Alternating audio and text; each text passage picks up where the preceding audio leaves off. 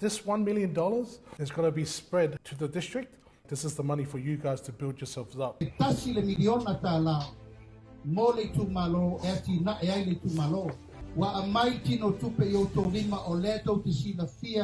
so they got into power and they pushed this $1 million project out for every district. So there's 51 districts in Samoa, so 51 seats. Everyone who's won their seats is the MP. He's the leader of that district. A chairperson, it's the leader of the district. And so that usually goes to the MP automatically.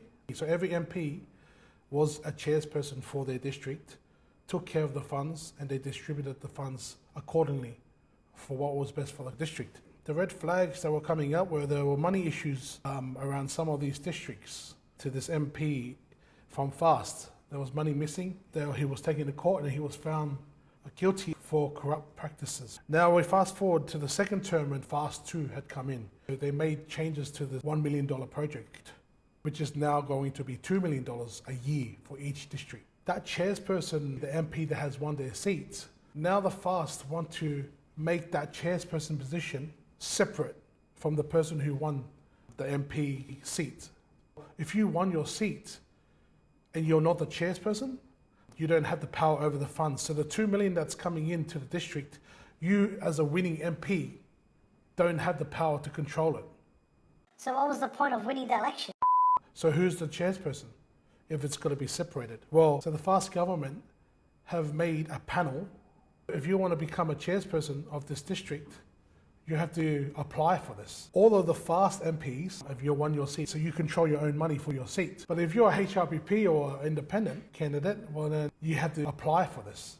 And the panel determines who is fit to be the chairperson. So 4 of them from the HRPP have been given rights to control their own funds. Another 4 from HRPP, they are not the chairperson for their district. And 11, they call it the co-chair, where there is an A side and a B side. So faavae and 10 other people are chairpersons, but they are chairperson B. And then there is a FAST supporter, chairperson A. And chairperson A has more power to control the funds of that district. And this is where people are uprising and saying, hey, how does that make sense? Right? That's a red flag, isn't it? Remember I told you about that MP that was found guilty of corrupt practices. He lost his seat in this new election. The chairperson for that HRPP member who won the seat is the person that was found guilty of corrupt practices. There's a big uproar of the villagers got on buses and they came to visit the Prime Minister.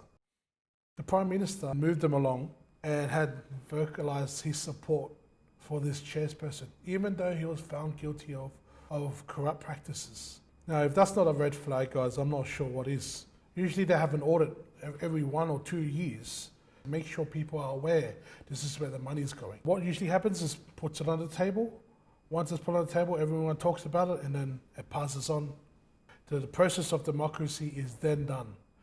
But they don't go through that last process. The audit doesn't reach the parliament because they refuse to bring it to the table to be scrutinized. Saying that they did some kind of audit and they refused to have it tabled in parliament.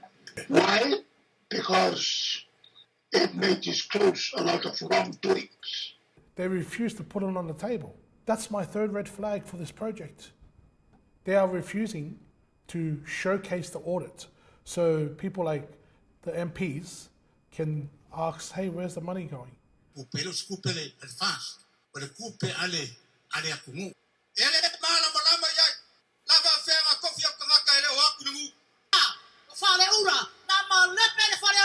have every right to question it. They're venting their frustration. This is not fair.